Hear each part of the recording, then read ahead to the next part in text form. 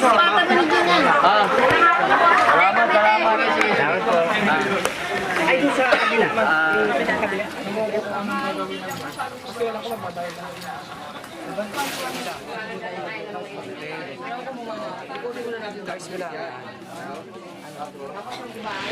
Yan lang natira sa isang bahay. Yan, malaking bahay yan. Pero tingnan mo, wala na natira dyan. Wala pa isang oras. Umabot ng hanggang doon sa may bubong na yun, oh. Wala nang hinto-hinto. Nilangoy na lang ng mga bata yung mga gamit. Basa lahat. Ang iba tinangay na.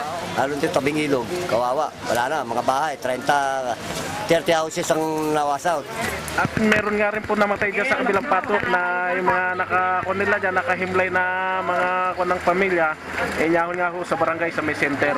Ano, tutulungan doon sa taas lang. Dito sa lower area, sa tabing ilog, wala pa. Ang mga pagkain ng dinunitang nasa DSWD, mga pagkain, mga relief, sa barangay.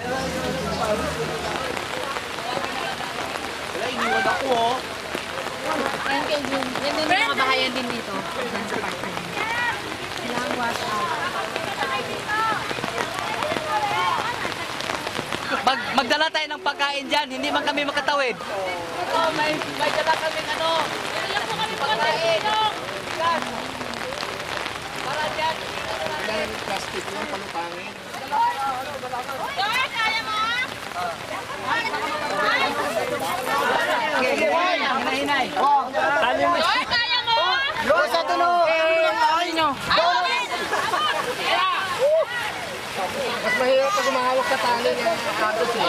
Mahirap sa kamot.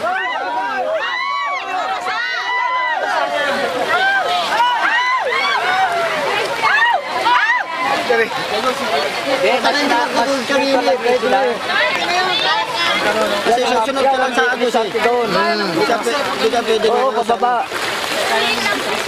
Oh, awat na. Nakarating na siya. Ilang bag ba? 5 yata. 6. Ayan, ganun. May timba!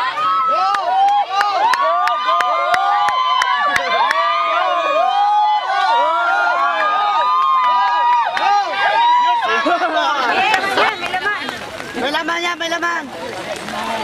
Kailangan talaga may tali. Yan, ang galing! Magaling!